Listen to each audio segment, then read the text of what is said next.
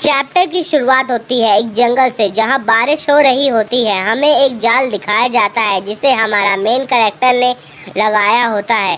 Main character बोलता है, आज की किस्मत ही खराब है, आज कोई शिकार नहीं आया और तो बारिश भी शुरू हो गई। आज कोई शिकार नहीं आने वाला। लू युआन और मैं भूख से ही मर जाएंगे, सिर्फ एक स्पैरो मिल जाए। तभी एक पंछी उड़ते हुए आता है। ये तो एक स्पैरो है, लेकिन स्पैरो भी मेन कैरेक्टर को देख लेता है और उसकी तरफ तेजी से बढ़ता है। मेन कैरेक्टर भी उसे नोटिस कर लेता है। स्पैरो अटैक करता है, लेकिन मेन कैरेक्टर उसे डॉज करते ही पैन उठाता है। यह देखकर स्पैरो उसकी तरफ तेजी से बढ़ता है। कितना तेज है! मेन कैरेक्टर स्पैरो के पैर पर पैन मारता है और बैडेस स्टाइल से उसकी गर्दन पकड़कर तोड़ देता है। ओह चलो, इतनी देर इंतजार करने का कुछ तो फल मिला। अभी ज्यादा देर नहीं हुई है, मुझे बस फैरो की दुकान पर जाना होगा। इससे मैं एक हफ्ते तक का खाना एक्सचेंज कर लूंगा। तभी मेन कैरेक्टर को अजीब सा लगता है और उसके सिर में जोरों से दर्द शुरू हो जाता है। क्या इस टाइम इसे होना जरूरी था? पहले भी ऐसा दर्द आधी रात को आता था, लेकिन ये तो जल्दी आ गया। मेन कैरेक्टर का सर दर्द और जोर से होने लगता है। ये सर दर्द तब से है जब से मैं वुल्फ से अपनी जान बचाकर भागा था। शहर में सभी लोग ने कहा ये तो बस सिंपल सा सर दर्द है, लेकिन ऐसा नहीं है। तभी हमारा मेन कैरेक्टर बोलता है, एक सेकंड, ये सर दर्द नहीं लेकिन प्योर एनर्जी है। आज तो पहले से पूरा अलग लग रहा है, मैं अभी भी होश में हूँ। तभी एक रोशनी चमकती है। ये तो एक महल है। मेन कैरेक्टर किसी और ही जगह पर होता है। फिर वो एक दरवाजा खोलता है और कुछ ऐसा सीन होता है। मेन कैरेक्टर अपने पैन पर हाथ रखता है। ये जगह कौन सी है और वो टेबल पर क्या रखा है? से मेन कैरेक्टर के सर में दर्द हो शुरू हो जाता है। सीन शिफ्ट होता है बाहर के तरफ। यहाँ एक चोर मेन कैरेक्टर को बेहोश पाता है, लेकिन मेन कैरेक्टर होश में आ जाता है। इस बार तो मैं कुछ जल्दी ही उठ गया। अरे बारिश तो और तेज हो गई है। ये कहकर मेन कैरेक्टर उठता है। चोर भी अपना चाकू निकाल लेता है और बोलता है, मुझे अपना शिकार दो। ये सुनकर मेन कैरेक्टर उसके सर पर पैन बजा देता है। वो इतना स्ट्रांग कैसे है? तभी मेन कैरेक्टर के सामने मिशन आता है कि अपना शिकार दूसरे को दे दे। ये पढ़कर मेन कैरेक्टर उस चोर की तरफ देखता है और उसके पीछे आ जाता है और बोलता है, क्या तुम्हें स्पैरो चाहिए? ये सुनकर चोर रोते रोते हाँ बोलता है। मेन कैरेक्टर वो स्पैरो उसे दे देता है। ये देखकर चोर खुश हो जाता है। फिर एक नोटिफिकेशन आता है मिशन कंप्लीट का। फिर एक पेपर उसी टेबल के पास आते ही टेबल पर रखे टाइपराइटर के अंदर चला जाता है। उस पेपर पर टाइपराइटर एक स्किल लिखता है, जिसे स्किल का नाम स्किल डुप्लीकेशन स्क्रोल होता है, जो दूसरे बंदे का स्किल कॉपी कर सकता है। ओह अच्छा, तो मैं इस स्क्रोल से किसी का भी स्किल कॉपी कर सकता हूँ। वो चोर उसे बोलता है, तुम तो एक महान आदमी हो। मेन कैरेक्टर उसकी तरफ देखता है और बोलता है, मैं तो मजाक कर रहा था। ये कहकर मेन कैरेक्टर वहाँ से चला जाता है। गॉड, ये लोग कौन है और कहाँ से आते हैं? चैप्टर की शुरुआत होती है उसी जंगल से जहाँ बारिश रुक चुकी होती है। मेन कैरेक्टर भी उसी जंगल से जा रहा होता है। तभी वो ऊपर देखता है, सूरज की रोशनी आ रही होती। सीन शिफ्ट होता है मेन कैरेक्टर के गांव से। गांव के पीछे एक बड़ी सी दीवार होती है। मेन कैरेक्टर अपने गांव के अंदर जाता है।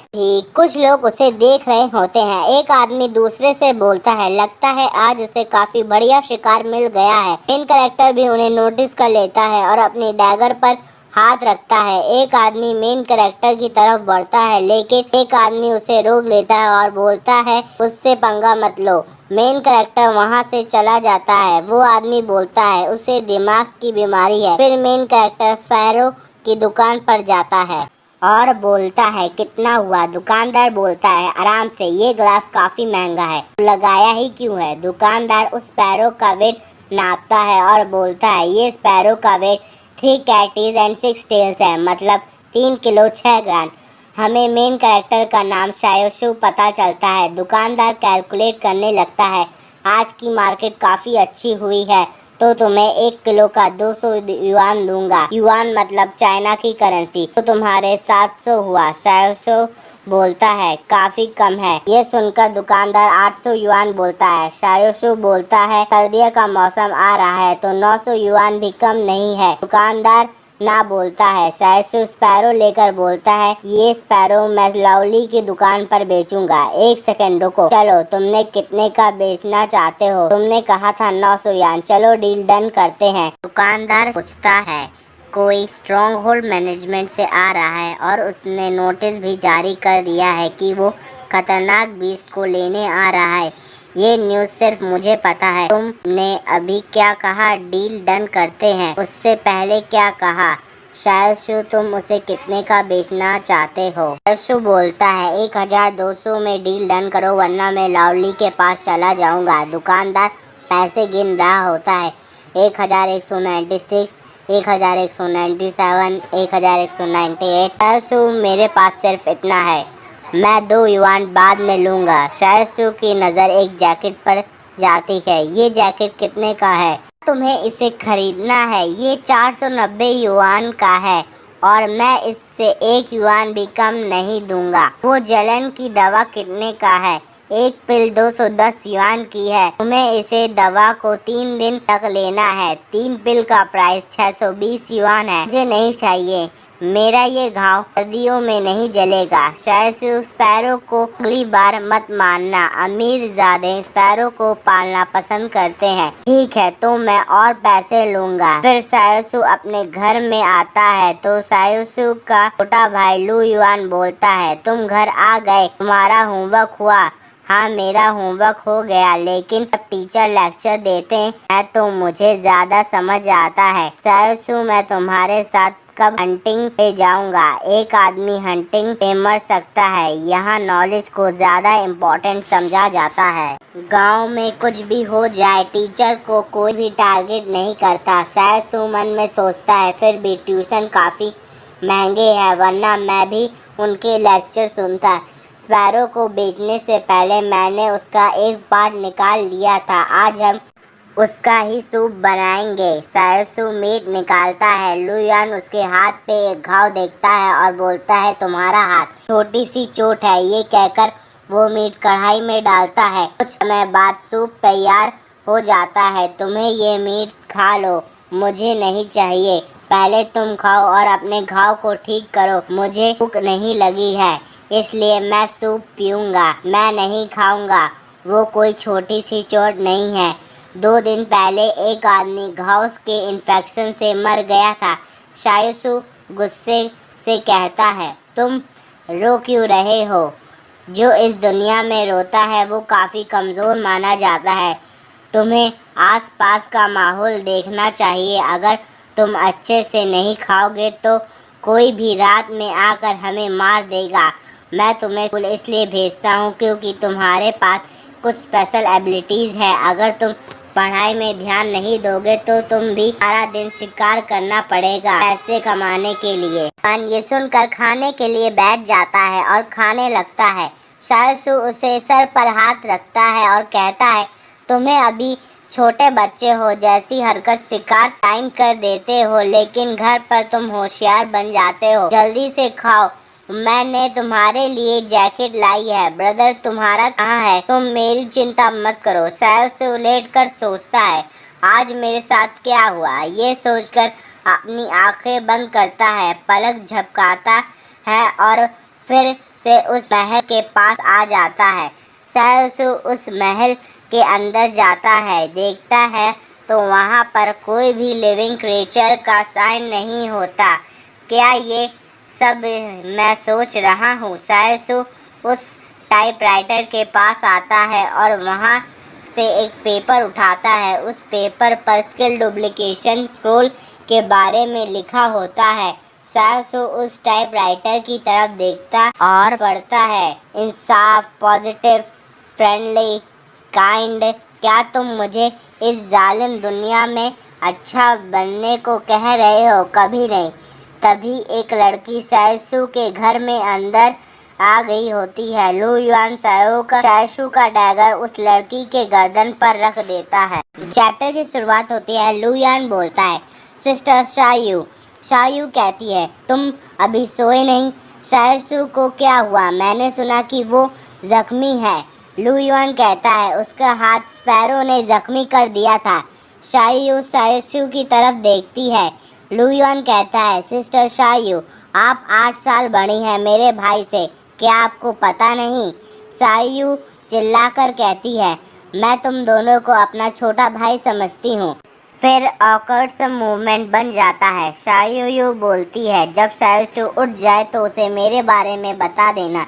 लू युआन कहता है, ठीक है। शायू वहाँ से चली जाती है। लू युआन वहाँ से उठकर दरवाजे के पास बैठ जाता है। शायसू पीछे से बोलता है, सिस्टर शायू को आगे आगे चल के परेशान मत करना, वो शरीफ नहीं है, मैंने उन्हें स्मोकिंग करते हुए देखा था। सिगरेट बैरियर फैक्ट्री से आती है, शायद से उसे किसी जंगली आदमी से मिली है। वो आपके पास इसलिए आती है क्योंकि आप हंटिंग में हमेशा सक्सीड हो जाते हो। कौन शरीफ है इस दुनिया में? अगर तुम्हें इस दुनिया में जीना है तो तुम शरीफ नहीं रह सकते। ये कहकर शायू लू युआन के पास बैठ जाता है। लू युआन बोलता है, ब्रदर, क्या आपकी नींद नहीं आ रही है? मैं बस सोच रहा था कि मेरे पास कोई स्किल है, लेकिन मैं कंफर्म नहीं हूँ। सीन शिफ्ट होता है पास में जंगल से। शायसू सोचता है, गांव में लोग कहते हैं लोगों के पास कुछ स्किल होती है। लू युआन प्रे करता है कि कोई शिकार मिल जाए। शायसू सोचता है, लू युआन की स्किल है लक। कभी स्पैरो उनके सामने गिरता है, लेकिन इस स्किल के कुछ साइड इफेक्ट्स हैं कि हर विश के बाद लू युआन बीमार पड़ जाता है। सीन शिफ्ट होता है प्रेजेंट में। लू युआन कहता है, ब्रदर, एक शूटिंग स्टार। शायसू लू युआन को रैंडम विशेष मांगने से मना कर देता है। लू युआन पूछता है कि शूटिंग स्टार इतनी जल्दी क्यों चले जाते हैं? क्या हो कोई उनसे विशेष टाइम पे ना सके? शायसू बोलता है, क्योंकि उन्हें दूसरों की विशेष नहीं सुननी। सीन शिफ्ट होता है अगले दिन। लू युआन के स्कूल से टीचर बोलता है, आज हम science and technology civilised age में थी उनके बारे में पढ़ेंगे। किसी को टेक्नोलॉजी के बारे में पता है? लू युआन बोलता है, नहीं पता है। टीचर कहते हैं, तो ध्यान से सुनो। हमें दिखाया जाता है शायसू भी लेक्चर खिड़की से अटेंड कर रहा होता है। टीचर टेक्नोलॉजी के बारे में बता रहे होते हैं। शायसू भी लेक्चर ध्यान से सुन रहा होता है। कुछ समय बाद बेल बजती है। टीचर बोलते हैं, आज के लिए इतना काफी है, ये लंच टाइम होता है। टीचर शायसू की तरफ देखते हैं, लेकिन शायसू वहाँ नहीं होता। शायसू बाहर खड़ा होता है। टीचर कहते हैं, अगली बार तुम दरवाजे से भी क्लास ले सकते हो। शायसू भी शुक्रिया करता है। फिर शायसू उन्हें एक सिगरेट देता है, क्योंकि टीचर ने उसे खिड़की से क्लास लेने के लिए हाँ कहा था। टीचर बोलते हैं, ये तो सिगरेट है, आपकी वजह से मुझे पैसे नहीं देने पड़ते। टीचर माचिस जलाकर सिगरेट जलाते हैं और बोलते हैं, इस मुसीबत भरी दुनिया में कोई पढ़ना नहीं चाहता, तो तुम क्यों पढ़ना चाहते हो? शायसू बोलता है, क्योंकि पढ़ाई में कोई भी नुकसान नहीं है। इस खतरनाक दुनिया में टीचर ही सबसे रिस्पेक्टेड बंदे हैं। एग्जाम्पल के लिए, कोई भी आपके यार्ड से सब्जियां नहीं चुराता। ये सुनकर टीचर को खांसी आ जाती है। शायसू बोलता है, सर, मुझे एक क्वेश्चन है। सर बोलते हैं, बोलो। आपने कहा था इंसान के पास काफी सारी टेक्नोलॉजी थी। जब तक कैटास्ट्रॉफे नहीं हुआ था, वो तब टेक्नोलॉजी कहाँ गई? उसे ब्रोकन जनरेशन कहते हैं। कैटास्ट्रॉफे पीरियड में हर एक दिन आराम से जीते थे। तुम उसके बारे में क्यों जानना चाहते हो? क्योंकि मुझे उसके बारे में जानकारी चाहिए। वो सारी टेक्नोलॉजी आज कुछ ही लोगों के पास है। ये कहकर वो बड़ी सी दीवार की तरफ देखते हैं। शायसू समझ जाता है कि वो सारी टेक्नोलॉजी बैरियर के उस पार है। अगर ऐसा है तो हम दीवार क्यों ना तोड़ दें? आधे से ज़्यादा बीस्ट भीड़ भाड़ जगह पर हमला नहीं करते तो हम लोग साथ में क्यों नहीं रहते? टीचर सिगरेट फूंक रहा होता है और बोलता है, जब तक बाहर खतरा बना रहेगा, रेफ्यूजीज को स्ट्रॉन्ग होल्ड सिटी पर डिपेंड होना पड़ेगा। इस तरह से स्ट्रॉन्ग होल्ड सिटी के पास ज़्यादा लेबर जो कम प्राइसेस लेते हैं, वो इन सब से दीवार का गिरना नामुमकिन है। इसका मतलब दीवार के उस पार स्ट्रॉन्ग होल्ड नाम की सिटी है। काफ़ी सारे ग्रुप स्ट्रॉन्ग होल्ड सिटी के दीवार के उस पार के लोगों में इंटरेस्टेड है। ये कहकर टीचर सिगरेट को बुझा देता है और सोचता है बाकी का हिस्सा फिर कभी पीऊँगा। आज के लिए इतना ही, अब क्लास का टाइम हो गया है। ये सुनकर सायसू झट से पीछे मुड़ता है। ये देखकर टीचर सोचता है कि इसने मुझे सिखाते हुए देख लिया है। टीचर बात को घुमाने की कोशिश करता है। जो सिगरेट की महक वो स्टूडेंट्स को नुकसान पहुंचा सकती है, इसलिए मैंने इसे यहाँ रखा है। सायसू बोलता है, ओ अच्छा, ये मेरे लिए नहीं है। आप जब सिगरेट फूंक रहे थे तो तब आपने मुझे दूर जाने के लिए नहीं कहा। टीचर कोई जवाब नहीं देता। सायसू को एक मिशन मिलता है कि जो उसे आता है वो दूसरे को बताए। टीचर क्लास के अंदर आता है। सायसू दरवाजे के पास खड़ा हो जाता है। आज मैं तुम्हें सर्वाइवल के बारे में बताऊं। आज की इस दुनिया में डेंजर हर जगह है। अभी तुम्हें तुम्हारे पेरेंट्स प्रोटेक्ट कर रहे हैं, लेकिन जब तुम बड़े हो जाओगे तो तुम खुद को प्रोटेक्ट करना होगा। अगर वुल्फ के साथ तुम्हारा एनकाउंटर हो तो तुम क्या करोगे, तुम बताओ। टीचर किसी लड़के से पूछता है। वो लड़का सायसू होता है। अगर वुल्फ के झुंड के साथ हमारा मुकाबला हो तो हमें किसी ऊंची जगह पर जाना चाहिए। टीचर भी उसके जवाब से खुश होते हैं। फिर सायसू बोलता है क्योंकि वो जगह उन्हें गाड़ने के लिए काफ़ी होगी। ये सुनकर टीचर हैरान हो जाते हैं। सो चैप्टर की शुरुआत होती है वहीं से जहाँ से पिछला चैप्टर ख़त्म हुआ था। क्लास में ऑकवर्ड सा मूवमेंट बन जाता है। सायसू सोचता है अभी तक मिशन कंप्लीट क्यों नहीं हुआ। मैंने जो अभी सिखाया वो तो ठीक था। टीचर खांसते हैं। सायसू फिर बोलता है, सर अगर हमें वुल्फ बाहर दिखता है, ना कि हमारे साथ वुल्फ के झुंड ने हम पर हमला कर दिया हो, अगर एक भी वुल्फ ने हमला किया तो आउटकम सेम रहेगा। उस समय हम ऐसी जगह ढूंढनी चाहिए जहां हम मरना चाहे। ये सुनकर टीचर हैरान हो जाते हैं। फिर टीचर कहते हैं, आज से तुम मेरी क्लास में बैठ सकते हो और तुम आज से सर्वाइवल क्लासेस में बच्चों को पढ़ाओगे। क्या मैं पढ़ाऊंगा? शुक्रिया सर। तभी मिशन कंप्लीट हो जाता है और अवार्ड में उसे स्ट्रेंथ का 1 पॉइंट मिलता है। तभी सायसू की स्ट्रेंथ इंक्रीज होने लगती है। सायसू सोचता है मेरी मसल्स की स्ट्रेंथ इंक्रीज हो रही है। इसका मतलब वो कोई फैंटेसी पैलेस नहीं था। मेरे पास एक यूनिक स्किल है।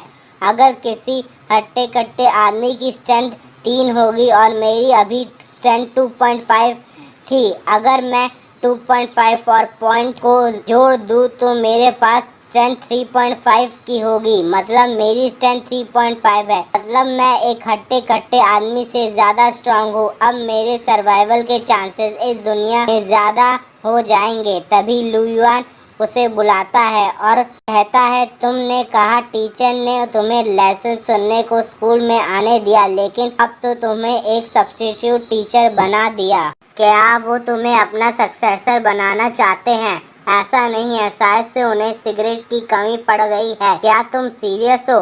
लेकिन टीचर बुरे आदमी नहीं है। जब मैं टीचर बन जाऊंगा तो अपनी पोजीशन तुम्हें पास कर दूंगा। मैं एक शिकारी हूँ जो जैसे बिलोंग करता है। लुयुआन सोचता है, तुम हमेशा ऐसे ही हो, तुम अच्छी चीजें मुझे दे देते हो।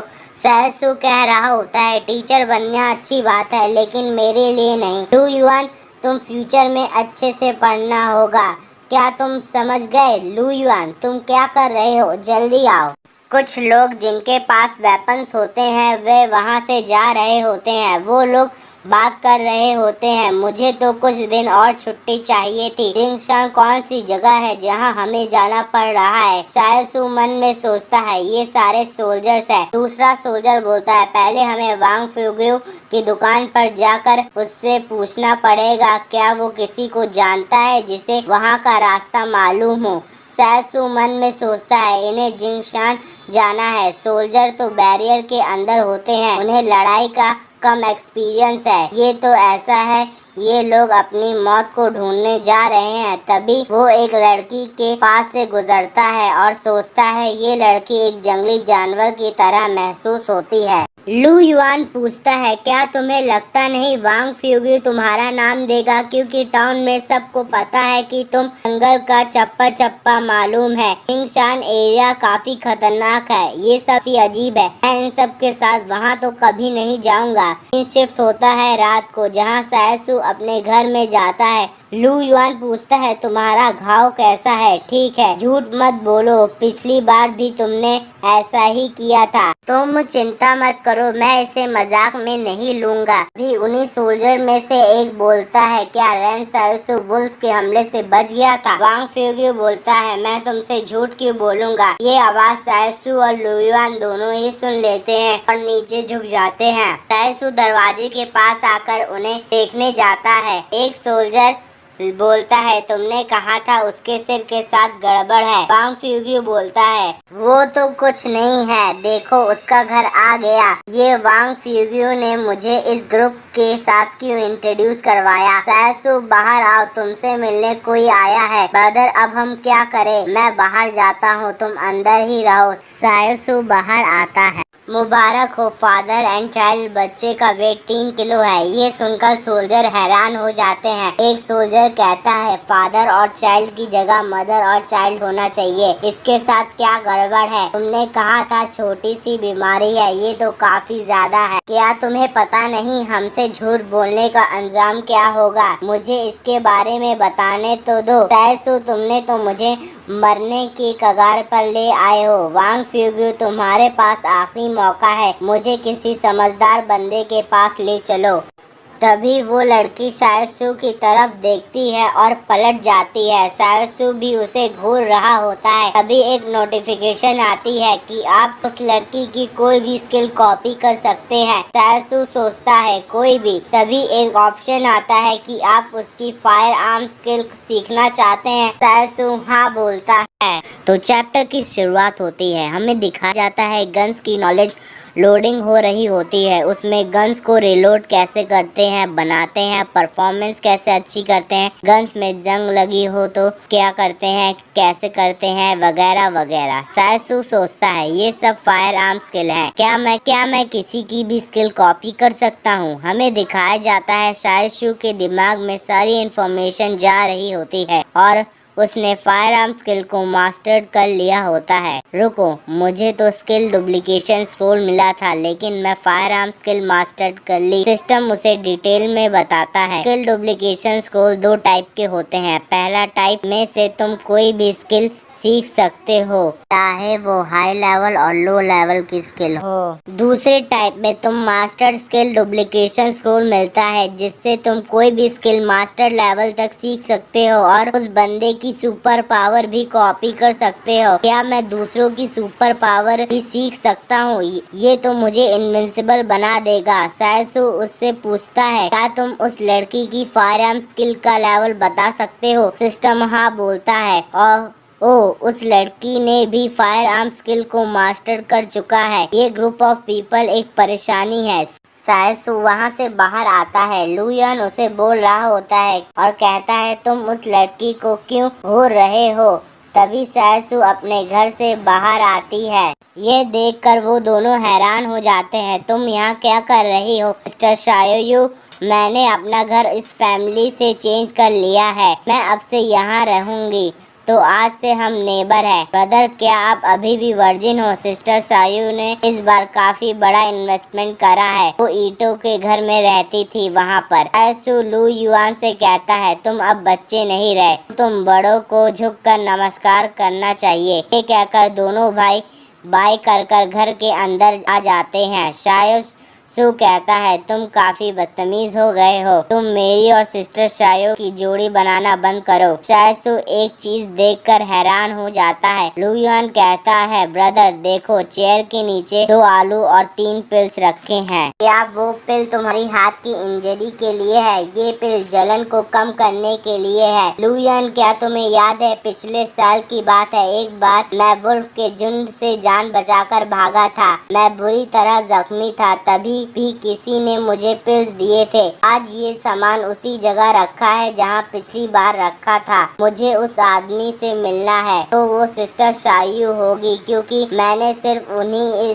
को इस जख्म के बारे में बताया है। शायसू सोचता है। तभी एक आदमी शायू को पकड़कर बोलता है, मैंने तुम्हें ढूंढ लिया, तुम वहाँ से शिफ्ट हो गई। चलो ये सिगरेट लो, मैं वो सर्विस अब नहीं देती हूँ। ये आवाज सुनकर शायसू अपना डैगर अपने हाथ में पकड़ता है। वो आदमी सिस्टर शायू के साथ जबरदस्ती कर रहा होता है। शायसू तेजी से घर के बाहर निकलता है और उसे एक मिशन मिलता है हेल्प का। शायसू सोचता है, अगर ये मिशन नहीं मिल रहा रहता तब भी मैं उसकी मदद करता। ये सोचकर शायसू आगे की तरफ दौड़ता है। वो आदमी शायसू को देख लेता है और स्माइल मारकर सोचता है, वो बच्चा उस हड्डी से बने नाइफ से कुछ कर पाएगा।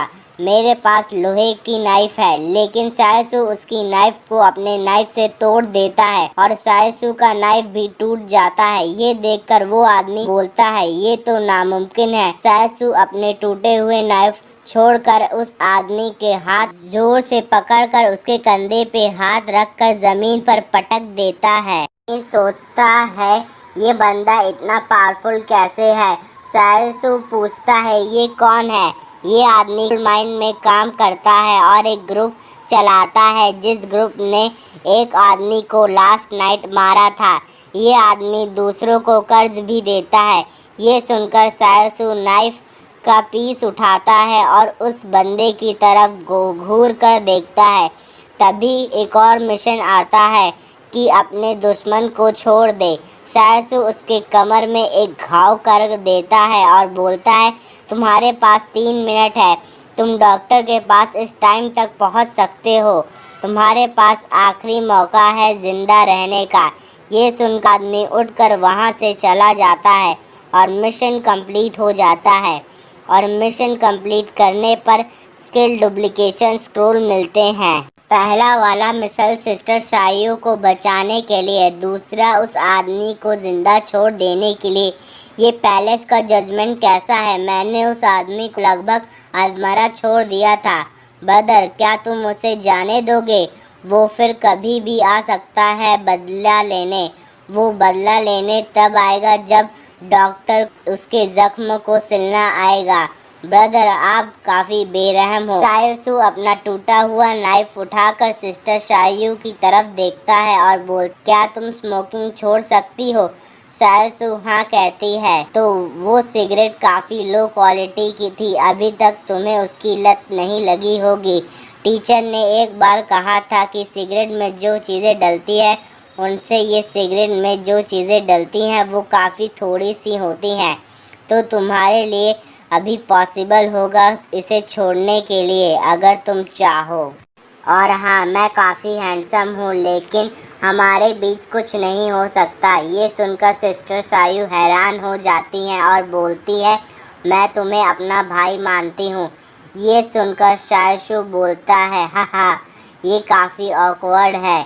ये कहकर शायशू लुयुआन को मारते मारते कहता है, ये सब तुम्हारी गलती है। सिस्टर शायू हंसती है। तभी उस महल में रखे टाइपराइटर में कुछ लिख रहा होता है और एक पेपर पर लिख कर आता है, साइड मिशन एक्टिवेट हो चुका है।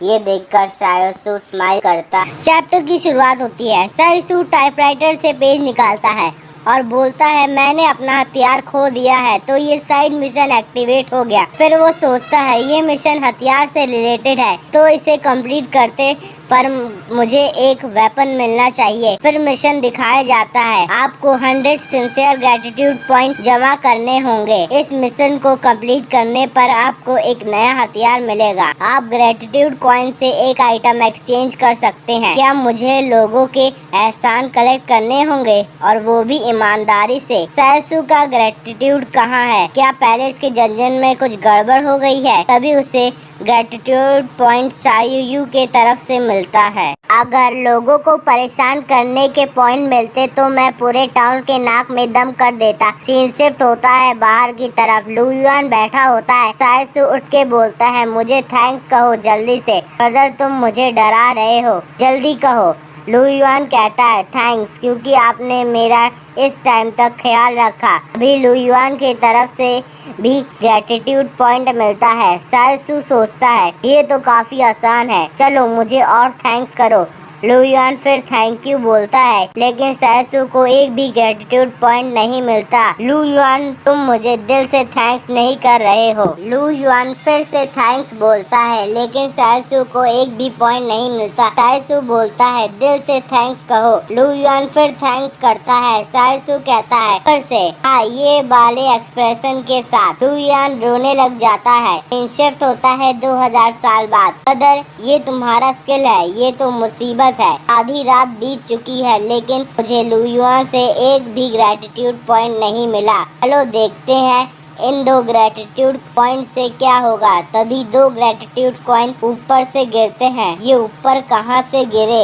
ये तो कॉइन है, इसमें कुछ लिखा है। तभी एक म्यूजिक बजने लगता है। सायसू के पीछे एक चीज लाइट अप होती है। ये एक वेंडिंग मशीन होती है। अब ये किस लिए है? सायसू कॉइन का एक स्लॉट देखता है और सोचता है चलो इसके अंदर कॉइन डालते हैं। सायसू कॉइन डालता है तभी एक चीज बाहर आती है। सायसू सोचता है ये तो दवाई है। चलो तुम ये तो बताना चाहिए था कि ये किस चीज की दवाई है और ये क्या ठीक करती है। सायसू तभी उस महल से बाहर आता है। लू युआन कहता है भैया क्या आप जादू कर हो? आपके हाथ में ये बोतल कैसे आ गई? इस दवाई की डिब्बी में बस दवाई लिखा है, क्या ये किसी भी घाव को ठीक कर सकती है? चलो ट्राई करते हैं। ये सोचकर सायसू उस दवाई को अपने हाथ पर लगा रहा होता है। फक मैं कितना बेवकूफ हूँ, अगर ये जहर हुआ। लेकिन तभी उससे उस घाव में दर्द होना बंद हो जाता है। ये देखकर सायसू सोचता है जलन की दवा को 3 दिन लेना पड़ता है। एक दिन की दवाई की कीमत 200 युआन है। ये दवाई की बोतल मिलियंस में बिकेगी। अब मुझे जल्दी से जल्दी ग्रेटिट्यूड पॉइंट कमाना है। सीन शिफ्ट होता है अगली सुबह। सायसू और लू युआन दोनों टीचर के पास आते हैं। तुम दोनों को क्या हुआ? मेरे भाई ने। सायसू झट से उसका मुंह बंद कर देता है और बोलता है बस हम अच्छे से सोए नहीं हैं। क्या तुमने सोचा है कि तुम आज क्या पढ़ाओगे? हाँ मैंने सोचा है, आप चिंता मत करिए, मुझे एक रास्ता ढूंढूंगा ग्रेटिट्यूड पॉइंट कमाने का। तभी सारे बच्चे उसे खड़े होकर गुड मॉर्निंग करते हैं। सायसू के दिमाग में एक आइडिया आता है। क्या तुम्हें लगता नहीं टीचर हमें पढ़ाने के लिए कितनी मेहनत करते हैं? हम लोग लेसन के दौरान बैठकर लेसन सुनते हैं लेकिन टीचर पूरा दिन खड़े होकर हमें पढ़ाते हैं, तो हमें टीचर को शुक्रिया करना चाहिए। सारे बच्चे हाँ बोलते हैं, टीचर भी हाँ बोलते हैं। तो हमें गुड मॉर्निंग की जगह थैंक यू टीचर बोलना चाहिए। सायसू सोचता है ये सब तो बहाना है, मुझे तो एटीट्यूड पॉइंट कमाना है। सब लोग एक ट्राई मारो, खड़े हो जाओ। अब बच्चे थैंक यू टीचर बोलते हैं। अब क्या हुआ? टाइपराइटर ने तो मुझे एक पॉइंट भी नहीं दिया। ये बच्चे मुझे दिल से थैंक यू नहीं कर रहे हैं। अभी के लिए ये भूल जाता हूँ, मेरे पास और भी रास्ते हैं ग्रेटिट्यूड पॉइंट कमाने के लिए। दिन शिफ्ट होता है शाम को। सायसू अभी तक बच्चों को पढ़ा रहा होता है। बच्चे भी काफी बोर हो चुके होते हैं। ये टीचर तो पढ़ाता जा रहा है। तभी एक बच्चा बोलता है सर रात होने वाली है, आपको अब क्लास एंड कर देनी चाहिए क्योंकि रात में घर जाना में खतरा होगा। ये सुनकर सायसू क्लास एंड कर देता है। सारे बच्चे थैंक यू कहकर क्लास के बाहर चले जाते हैं। तभी सायसू को 2 ग्रेटिट्यूड पॉइंट मिलते हैं। ये देखकर सायसू सोचता है मेरी मेहनत रंग लाई, बच्चे मेरी टीचिंग के अच्छा मानते हैं। तो चैप्टर की शुरुआत होती है। लू युआन कहता है भैया क्या तुम हमें देर रात पढ़ाना बंद करोगे? नहीं, मैं अपनी पूरी जिंदगी पढ़ाने में लगा दूंगा। तो थोड़ी देर तो होगी, आप बस ये पैसे के लिए कर रहे हो। सायसू बोलता है बच्चे मेरे लेक्चर ध्यान से सुनते। भैया देखो ये तो वही ग्रुप है, ये तो ओल्ड ल्यू है, क्या ये इन्हें रास्ता बताएगा? तभी वो दुकानदार सायसू को देखकर बोलता है तुम कितने बेवकूफ हो, मैंने तुम्हें कितनी कमाल की जॉब दी थी लेकिन तुमने इस जॉब को ठुकरा दिया। तुम्हें कैसे पता ये कमाल की जॉब थी? तुम समझते नहीं हो, स्ट्रॉन्ग होल्ड सिटी में अमीर लोग रहते हैं लेकिन जो लोग इम्पोर्टेंट रहते हैं उन्हें ही सिटी से बाहर जाने की परमिशन मिलती है। ये सुनकर सायसू सोचता है मतलब ये दीवार बाहर के के लोगों को अंदर जाने से रोकती है, लेकिन अंदर के लोगों को भी बाहर जाने से रोकती है। तभी दुकानदार उसे बताता है स्ट्रॉन्ग होल्ड सिटी अपने साथ एक गाइड को रखना चाहिए, क्योंकि जब फ्यूचर में किसी गाइड की जरूरत हो तो उन्हें ढूंढना ना पड़े। मुझे पता नहीं वो गाइड को कब ले जाएंगे, लेकिन वो काफी अच्छी अपॉर्चुनिटी होगी। भैया, क्या आप उनसे दोबारा बात करके देखना चाहते हो? कभी नहीं। ये कहकर शायशु और लू युआन दोनों ही वहाँ से चले जाते हैं। शायशु के घर के तरफ सीन शिफ्ट होता है। भैया, क्या वो सिस्टर शायू है? शायू एक बैंक में होती है और बोलती है मेरे इयररिंग्स की प्राइस इतने भी कम नहीं होगी, वो काफी कीमती है, हम बस इतनी ही प्राइस दे सकते हैं। तभी शायशु वहाँ आकर बोलता है आपको अपनी चीजें नहीं बेचनी चाहिए, ये लीजिए पैसे जो आपने मुझे जलन की दवाई दी थी, ये उसके लिए है।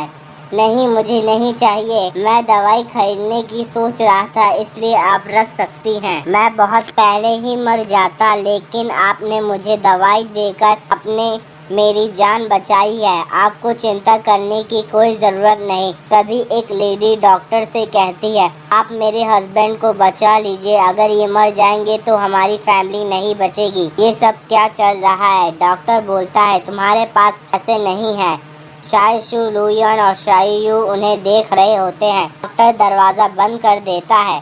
शायशु बोलता है लुयान देखो, ये दुनिया की असलियत है। तभी एसिड ड्रेन होने लगती है, सब अपने घर चले जाते हैं। लुयान बोलता है डॉक्टर बनकर हम लोगों की कितने एहसान कलेक्ट कर सकते हैं। पहले एक पुराना डॉक्टर था, लोग उसकी काफ़ी एहसानमंद थे, लेकिन मेरे पास कोई मेडिकल स्किल नहीं है। एक सेकंड, मेरे पास कोई मेडिकल स्किल नहीं है, लेकिन मैं सीख सकता हूँ।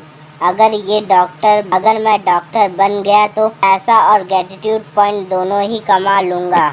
सीन शिफ्ट होता है सुबह उस डॉक्टर के घर में। शायशु सोचता है मुझे क्लिनिक के खुलने का टाइम नहीं पता, 2 बज जाते हैं, लेकिन क्लिनिक का दरवाजा नहीं खुलता। तभी क्लिनिक का दरवाजा खुलता है, डॉक्टर बाहर आता है तो शायशु को देखकर हैरान हो जाता है और बोलता है तुम यहाँ क्या कर रहे हो? कंटिन्यू कीजिए जो आप कर रहे थे। अगर तुम अपना इलाज करवाना है तो तुम्हारे पास पैसे होने चाहिए। शायशु स्माइल करके स्किल डुप्लीकेशन स्क्रोल का यूज करता है। सिस्टम में लिख के आता है कि आप टारगेट की रैंडमली स्किल कॉपी कर सकते हैं। क्या आप टारगेट की धोखा देने की स्किल कॉपी करना चाहते हैं? नो पे क्लिक करता है।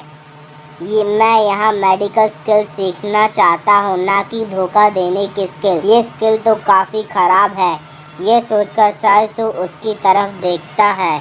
डॉक्टर को तभी याद आता है ये तो वही खतरनाक बच्चा है, ये क्या करना चाहता है? मैंने तो इससे पंगा भी नहीं लिया। शायशु सिस्टम से पूछता है इस डॉक्टर की मेडिकल स्किल का लेवल कितना है? हम ये इन्फॉर्मेशन आपको बता सकते हैं। टारगेट के पास ऐसा कोई भी स्किल नहीं है। टारगेट के पास ऐसा कोई स्किल नहीं है। ये देखकर शायशु उसके सिर पर पेन फेंकता है। तुम लोगों को इतने समय से धोखा दे रहे थे, तुम कोई डॉक्टर नहीं हो, हुकूमत करो। मैंने किसी को भी धोखा नहीं दिया। मुझे अब दूसरा जुगाड़ करना होगा मेडिकल स्किल को सीखने के लिए। मेरे घाव लगभग ठीक हो चुके हैं। मेरे पास एक तरीका है, मैं एक दवाई की दुकान खोलता हूँ जो नाइफ के घाव को ठीक करती है। वीडियो चैप्टर की शुरुआत होती है। शायशु बोलता है सिस्टर शायू, आप यहाँ क्या कर रही हो? शायू बोलती है मैंने तुम्हारे कपड़े फटे देखे तो मैंने उन्हें सिल रही हूँ। लुयान, तुम्हारे हाथ में क्या है? सिस्टर शायू ने हमारे लिए खाना बनाया है। शायशु उसकी गर्दन दबोच कर कहता है क्या तुमने शायू को थैंक्स कहा? अभी नहीं किया। फिर लुयान सिस्टर शायू को थैंक यू कहता है। शायू कहती है लुयान को मारा मत करो। शायशु कहता है वरना ये बिगड़ जाएगा। ठीक है चलो खाना खा लो, तुम दोनों बड़े हो रहे हो। शायशु सोचता है किसी ने कभी भी हमें ये नहीं कहा कि हम बड़े हो रहे हैं। क्या हुआ? इसे लो और खाओ। शायशु और लुयान बैठकर खाना खाने लगते हैं। तभी शायशु अपने कपड़े को देखकर बोलता है आपकी सिलने की स्किल कमाल की है। क्या आप मेरी मदद करेंगे जब मैं अपना क्लिनिक खोलूंगा? क्या एक क्लिनिक? तुम क्लिनिक क्यों खोलना चाहते हो जो चाकू से हुए जख्मों को ठीक करता है? जब टाइम आएगा तब आपको पता चल जाएगा। शायशु और लुयान सो रहे होते हैं, तभी शायशु अपनी आंखें बंद करता है और वो उस महल में चला जाता है। शायशु कहता है, चलो देखा जाए कितने कॉइन जमा हुए इतने दिनों में। कल मैंने एक ग्रेटिट्यूड कॉइन से वो ब्लैक मेडिसिन एक्सचेंज करी थी, अभी 3 कॉइन बाकी है। एक कॉइन से एक बोतल ब्लैक मेडिसिन की एक्सचेंज हो सकती है और एक बोतल से 3 लोगों को ठीक करा जा सकता है। मुझे ज़्यादा से ज़्यादा ब्लैक मेडिसिन चाहिए ताकि मैं और ग्रेटिट्यूड कॉइन्स कलेक्ट कर सकता हूँ। लगता है मैं अपना वेपन को जल्दी ही ले लूँगा। चलो अभी सो जाता हूँ। सीन शिफ्ट होता है सुबह। अपना ख्याल रखना। आज जो मेरे सामने होगा वो मेरा टारगेट होगा। पहले मैं अमीर लोगों को लूटूंगा। चलो देखा जाए क्या होता है। रन शायशु, तुम इन बेकार के पौधों को क्यों जमा कर रहे हो? मेरे पास मेडिसिन तो है, लेकिन लोग शक करेंगे कि मेरे पास दवाई कैसे आई। लोग मुझ पर शक न करे तो मुझे मेडिसिन इकट्ठा करनी होगी। शायशु उस बंदे के पास आता है और बोलता है, ये कोई बेकार के पौधे नहीं हैं, ये सब जड़ी बूटियां हैं। क्या जड़ी बूटियां? अगर हम इन जड़ी बूटियों को अच्छे से पकाए तो ये जख्मों को ठीक कर सकती है। तुम्हें क्या लगता है मैंने अपनी पिछली जख्मों को कैसे ठीक करा? तुम तो अपने विल पावर से जिंदा बचे थे ना। ये सब झूठ है। सीन शिफ्ट होता है शायशु के घर की तरफ। शायशु दवाई बनाने की एक्टिंग कर रहा था। शायशु हंसता है। शायशु के घर के बाहर कुछ लोग खड़े होते हैं। कुछ समय बाद शायशु सोचता है, किसी ने नहीं पूछा मैं क्या कर रहा हूँ। शायशु घर के बाहर आकर एक आदमी को अपने पास बुलाता है। क्या मैं? हाँ, तुम इधर आओ। वो उसकी तरफ जाता है। शायशु धीमे से कहता है, मुझसे पूछो कि मैं क्या कर रहा हूँ। हे, तुम क्या कर रहे हो? शायशु स्माइल करता है और बोलता है, मैं जड़ी बूटियाँ पका रहा हूँ। ये जड़ी बूटियाँ जलन और दर्द को कम करती हैं। ये जड़ी बूटियाँ जख्मों को जल्दी से ठीक कर सकती हैं। मैंने ये दवाई लोगों से छुपा के रखी थी, लेकिन अब मैं ये दवाई सबको बताऊंगा। मैंने एक क्लिनिक खोला है जो जख्मों को ठीक करता है। क्या यहाँ कोई जख्मी है? मैं उसका जख्म ठीक कर सकता हूँ। किसे पता कि तुम सच बोल रहे हो या झूठ। सिर्फ भूत ही तुम्हारी बातों पर विश्वास कर सकता है। शायशु तभी उस आदमी की तरफ देखता है और उसे भी चोट लगी थी। ब्रदर, क्या तुम्हें काम करते समय चोट लग गई? चिंता मत करो, मेरे पास एक स्पेशल दवाई है। क्या तुम्हें लगवाना है? इसकी कोई ज़रूरत नहीं। मुझे पॉपुलैरिटी चाहिए तो मैं तुम्हारा घाव फ्री में ठीक कर देता हूँ। फिर वो आदमी वहाँ से चला जाता है। लुयान कहता है, क्या आपने सच्ची में उसका इलाज फ्री में करा? मेरे भाई ऐसा तो नहीं करता। मुझसे कुछ मत पूछो। शुरुआत में सबको तकलीफ होती है अपना गोल अचीव करने के लिए। सीन शिफ्ट होता है अगली सुबह। शायशु अपने घर के बाहर आता है और वहाँ फैरो खड़ा होता है। तुम इतनी सुबह यहाँ क्या कर रहे हो? मैं स्पैरोस को बाद में पकड़ूंगा। क्या तुमने कल आयरन हेड के जख्मों को ठीक करा था? ओ, उसका नाम आयरन हेड था। उसका सिर इतना भी मजबूत नहीं। क्या तुम्हारे पास कोई दवाई अभी भी है? तुम मुझे दे सकते हो, मैं तुम्हारे लिए इसे बेच दूंगा। अभी नहीं, मैं अपना प्रॉफिट खुद ही रखूंगा। कोई बात नहीं, तुम मुझे थोड़ा सा दे दो। तुम तो अभी जख्मी नहीं हो तो तुम्हें किस लिए चाहिए? कल आयरन हेड ने इस दवाई को चाट लिया था। क्या ये दवाई खा भी सकते हैं? लेकिन आखिर में उसकी पूरी फैमिली निपट गई। ये दवाई काफी ज्यादा पावरफुल है। तुम्हें ये दवाई कहाँ से मिली? ये मेरे पूर्वजों से चला आ रहा है। तुम एक बैचलर को इसे क्यों खरीदना है? वो सब छोड़ो, तुम्हारे लिए डिस्काउंट है, इसलिए ये दवाई 600 युआन में बेचूंगा। थैंक यू शायशु, तभी एक ग्रेटिट्यूड कॉइन उस दुकानदार से मिलता है। फिर वो दुकानदार वहाँ से चला जाता है। सीन शिफ्ट होता है दीवार के पास। दुकानदार वो दवाई एक कोट पैंट पहने हुए आदमी के तरफ बढ़ाता है और वो कहता है, मैं दवाई ले आया। तो चैप्टर की शुरुआत होती है। सायसू अपने घर के बाहर एक कपड़ा लगा रहा होता है। उसे कपड़े पर डॉक्टर जो जख्मों को ठीक करता है लिखा होता है। तभी कुछ बंदे भाग रहे होते हैं। उन्हें काफी गहरे घाव हुए होते हैं और वो सायसू के घर के सामने से जाते हुए कहते हैं, हम बस क्लिनिक पहुंच गए। सायसू को एक मिशन आता है कि उन्हें तीनों को उसे ठीक करना होगा। सायसू सोचता है, मेरा बिजनेस शुरू हो गया, लेकिन आई एम सॉरी। ये कहकर सायसू उनकी तरफ भागकर उन्हें पकड़कर रस्सी में बांध देता है। एक आदमी उससे बोलता है, तुम ये क्या कर रहे हो? मैं एक डॉक्टर हूँ तो मैं तुम्हारी जान बचा रहा हूँ। सिस्टर सायू, चलो हम इन्हें ठीक करते हैं। क्या तुम लोग किसी गैंग से लड़ाई कर रहे थे? नहीं, फैक्ट्री में पानी उबालने वाली मशीन फट गई। हम लोग तो यहाँ तक आ गए, लेकिन कुछ वहीं मर गए। इन दिनों तुम्हें कोई ठीक नहीं करेगा। लोग तुम्हारे मरने का इंतजार करेंगे, फिर तुम्हारी चीजें ले जाएंगे। चलिए सिस्टर सायू, सुई को गर्म करें, फिर उनके घाव को सिल दो।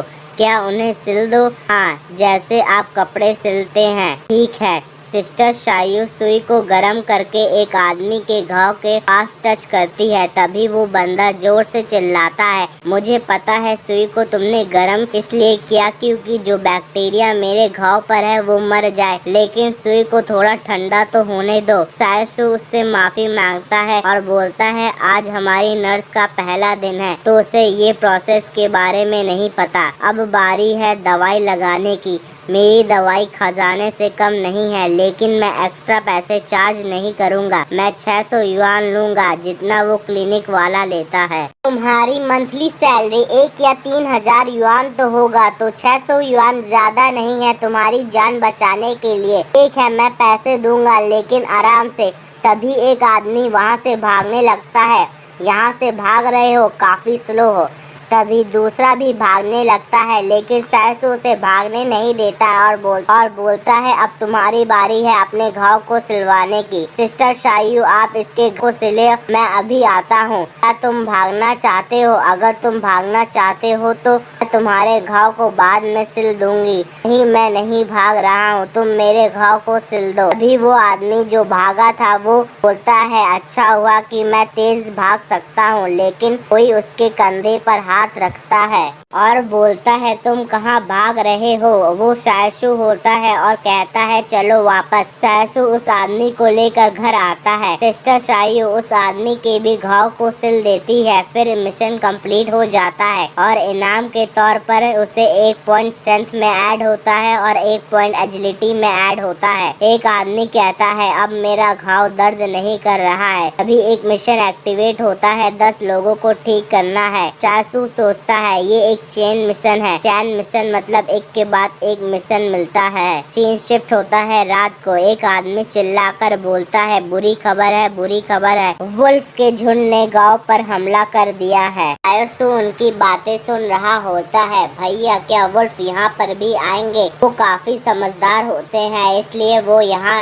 आने का रिस्क नहीं उठाएंगे। वो सब उस फैक्ट्री के पास जाएंगे क्योंकि वहाँ से खून की महक आएगी, क्योंकि वहाँ पर बॉयलर फट गया था। लेकिन हमारे पास स्ट्रॉन्ग होल्ड सिटी है सपोर्ट करने के लिए। भैया, आप कैसे उन वुल्फ के झुंड से बचे थे? आपने इसके बारे में कभी नहीं बताया। सायसू इसका कोई जवाब नहीं देता है। तभी कोई चिल्लाकर बोलता है, सब लोग इकट्ठा हो जाओ और मेरे पीछे आओ। ये सुनकर सायसू मोमबत्ती बुझा देता है और घर के बाहर देखता है। भैया, आप किसके बारे में चिंता कर रहे हो? अगर स्ट्रॉन्ग होल्ड सिटी बर्बाद हो गई तो क्या ये दीवारें गिर भी सकती हैं? मुझे नहीं पता। अभी दीवार में लगा दरवाजा खुलता है। काफी सारे सोल्जर वहाँ से बाहर जा रहे होते हैं। भैया, क्या उनके पीछे गन्स है? इतना ज्यादा मत पूछो। क्या मेरी इस फैमिली में इज्जत है? शायद से नहीं। कुछ सोल्जर्स बात कर रहे होते हैं कि फैक्ट्री में तो कुछ ही लोग मरे थे, क्या हम कल सुबह नहीं जा सकते थे? वो लोग हमें वुल्फ को रात में मारने को क्यों भेज रहे हैं? चुप रहो, ये मिशन हायर अथॉरिटी ने दिया है, इसलिए कंप्लेन करना बंद करो। मेरी फायर आर्म स्किल काफी यूजफुल है। मैं इनके गन्स का नाम और इन्हें कैसे इस्तेमाल करना है मुझे सब आता है। अगर मुझे एक भी गन मिल जाए तो मैं उनका यूज जल्दी से कर लूंगा। वो सारे सोल्जर्स फैक्ट्री के पास चले जा रहे होते हैं। तुम आज रात सिस्टर शायू के पास रहो, मैं अभी यहाँ से जा रहा हूँ। भैया आप कहाँ जा रहे हो? लेकिन शायशु घर से निकल जाता है। तो चैप्टर की शुरुआत होती है। एक आदमी खुले में हल्का हो रहा होता है। अभी शायशु वहाँ से जा रहा होता है। वो आदमी भी उसे देख लेता है और सोचता है ये तो रेन शायशु है, ये इतनी रात को कहाँ जा रहा है? हमें दिखाया जाता है शायशु उस फैक्ट्री के पास जा रहा होता है और सोचता है फैक्ट्री के मैनेजर के पास भी गन्स है। अभी वुल्फ्स ने उन पर अटैक कर दिया, उन्हें गन्स लेने का टाइम ही नहीं मिला होगा क्योंकि वुल्फ्स काफी तेज है। अगर ऐसा है फैक्ट्री में अभी भी गन्स होंगी। हमें सीन दिखाया जाता है फैक्ट्री का, वहाँ पर आग लगी होती है। अभी शायशु रुक जाता है। हमें दिखाया जाता है कुछ सोल्जर्स वुल्फ्स पर एम करते हैं और वुल्फ्स उन्हें काफी खतरनाक तरीके से घूर रहे हैं। ये देखकर सोल्जर्स सोचते हैं ये वुल्फ्स तो गन से भी नहीं डर रहे हैं। अभी एक आदमी कहता है उन्हें शूट करो, जल्दी से शूट। कभी एक सोल्जर गलती से शूट हो जाता है। वो गोली एक वुल्फ के पैर पर लगती है और वुल्फ छलांग मारकर सोल्जर्स पर अटैक कर देते हैं और परछाइयों में एक आदमी का सर उड़ा दिया होता है। शायशु वहाँ से चला जाता है और सोचता है आर्मी के बंदे वुल्फ्स के साथ फाइट कर रहे हैं तो सारे लोग एक जगह इकट्ठा होंगे। शायशु एक दीवार के पीछे छुप जाता है और देखता है काफी लोग मारे जा चुके होते हैं। शायशु सोचता है ऐसा लगता है ये लोग वुल्फ के एक ही हमले से मर गए हैं। अच्छा हुआ मैंने किसी वुल्फ से पंगा नहीं लिया, मुझे अंदर देखना चाहिए। शायशु एक बिल्डिंग के सामने आता है और सीढ़ियों की तरफ कूदता है और सीढ़ियों में चढ़कर छत पर आ जाता है और एक लड़की को देखकर बोलता है मुझे यहाँ से कूदना होगा। शायशु छत पर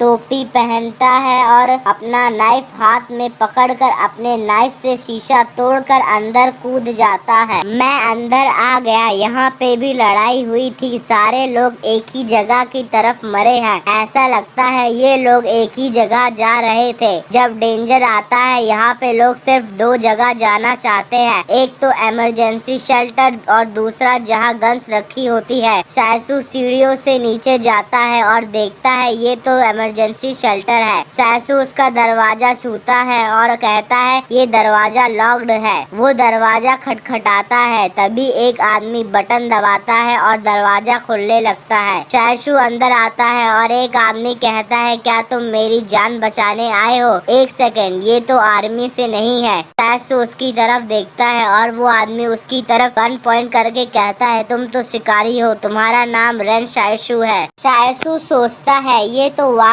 डोंग यांग है, ये तो फैक्ट्री का मैनेजर है। मैनेजर बटन दबाकर इमरजेंसी शेल्टर का शटर बंद कर देता है। शायशु सोचता है मैं तो यहाँ फंस गया। वो मैनेजर शायशु पर गन पॉइंट करके हंसता है, ये तो एक गन है। शायशु स्माइल करके उसे कहता है तुम तो वांग डोंग यांग हो, हिलो मत, तुम इस जगह पर अकेले क्यों हो? तुमने यहाँ पहले आकर इमरजेंसी शेल्टर का शटर बंद कर दिया और सारे लोग को मरने के लिए बाहर छोड़ दिया। मुझसे मत पूछ, अगर तुम मुझे टाउन में वापस ले गए तो मैं तुम्हारी जान बख्श दूंगा। तुम मेरी जान क्यों बख्शोगे? क्या तुम्हें डर नहीं कि मैं ये सब लोगों को बता दूंगा कि तुमने लोगों की जान कैसे ली अपने आप को बचाने के लिए? तुम्हें कैसे पता? जैसा बाप वैसा बेटा। क्या तुम्हें ये मजाक लग रहा है? मैं तुम्हें मार दूंगा, मैं तुम्हें मार सकता हूँ और यहाँ पर आर्मी का इंतजार भी कर सकता हूँ। मैं एक स्ट्रॉन्ग होल्ड सिटी से हूँ तो वो लोग मुझे बचाने आएंगे।